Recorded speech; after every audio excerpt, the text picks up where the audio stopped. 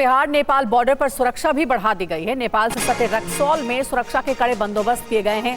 Nepal border पर जाने से फिलहाल रोक लगाई गई है।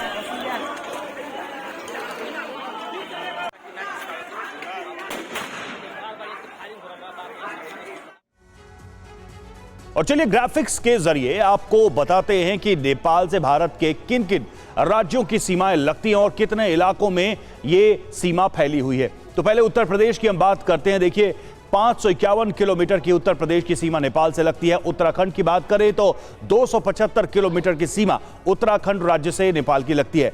बिहार की 726 किलोमीटर की सीमा है नेपाल के साथ। वहीं पश्चिम बंगाल की सीमा 275 किलोमीटर की नेपाल के साथ है। सिक्किम से भी बॉर्डर जुड़ा हुआ है। 99 किलोमीटर नेपाल की सीमा का जुड़ाव है सिक्किम से। तो भारत के ये वो राज्य थे जो नेपाल की सीमा से जुड़े हुए हैं।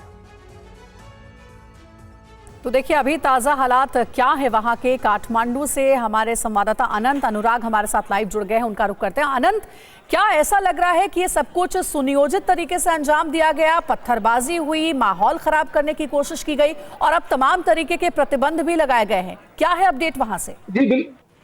जी बिल्कुल अंजलि जी, आप जैसे बताए ये पहली बार नहीं है जो बीरगंज में दो समुदाय के बीच पथराव और झड़प हुआ हो।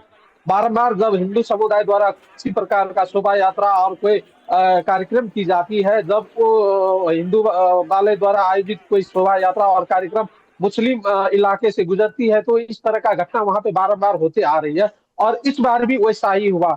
बीरगंज में जब हिंदू समुदाय द्वारा हनुमान जयंती के अवसर पर शोभा यात्रा निकाली गई है, जब छपकैया के इलाके से गुजर रही थी शोभा यात्रा, अचानक मदरसे के ऊपर से कुछ पथरावबाजियों ने शोभा यात्रा के ऊपर जो पथराव किया और फिर उससे माहौल बिगड़ गया और फिर हिंदू द्वारा भी उस पथराव को प्रतिकार किया गया और बेकाबू स्थिति ऐसा बन गया कि प्रशासन को वहां पे हालात बिगड़ते देख तत्काल कर्फ्यू लगाने का स्थिति बन गया। और स्थिति ऐसा तनाव उत्पन्न हुआ कि वहां की दुकानें, वहां की होटलें, वहां की बहुत सारे चीज को तोड़फोड़ किया गया, आगजनी किया गया और स्थिति ऐसा हुआ कि प्रहरी के ऊपर भी आक्रमण किया गया और फिर दोनों तरफ से लगभग 100 से ज्यादा लोगों घायल होने की खबर है और पुलिस की तरफ से भी, पुलिस कर्मियों की तरफ से भी घायल होने की खबर है। और स्थिति ऐसा बदला सामने कि कर्फ्यू के बावजूद भी वहां पे लोग रुकने का नाम नहीं ले रहे थे। फिर तब स्थानीय प्रशासन ने तत्काल आर्मी की परिचालन करने की निर्णय किया और आर्मी परिचालन करने के बाद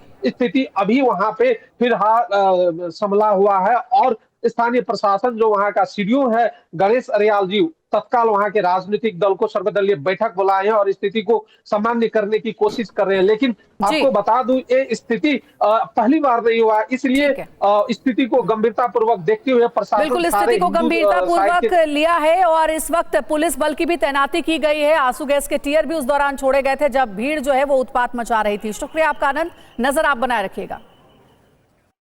और एक बड़ी जानकारी यह है कि नेपाल बॉर्डर पर बड़ा डेमोग्राफिक बदलाव हुआ है कुछ वर्षों में। बॉर्डर से लगे जिलों में मुस्लिम आबादी बढ़ी है। पिछले कुछ सालों में बड़ा बदलाव यहां पर नजर आया है।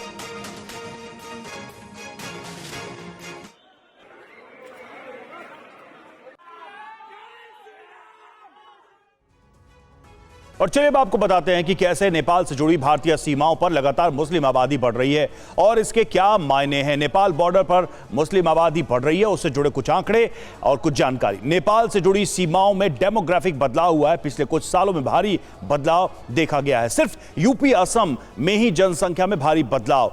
बॉर्डर से लगे जिलों में मुस्लिम आबादी 2011 के मुकाबले 32% तक बढ़ी है। पूरे देश में यह बदलाव 10% से 15% के बीच है। यूपी के पास बॉर्डर इलाकों में लगभग 1000 से ज्यादा गांव, 116 से ज्यादा गांवों में मुस्लिमों की आबादी 50% से ज्यादा है। तो कुछ सवाल यहां पर उठते हैं कि क्या डेमोग्राफिक बदलाव सिर्फ आबादी बढ़ने का मामला है? क्या यह भारत में घुसपैठ का नया डिजाइन हो सकता है? क्या मुस्लिम आबादी बढ़ने के साथ साथ मदरसे मस्जिद भी बढ़े हैं?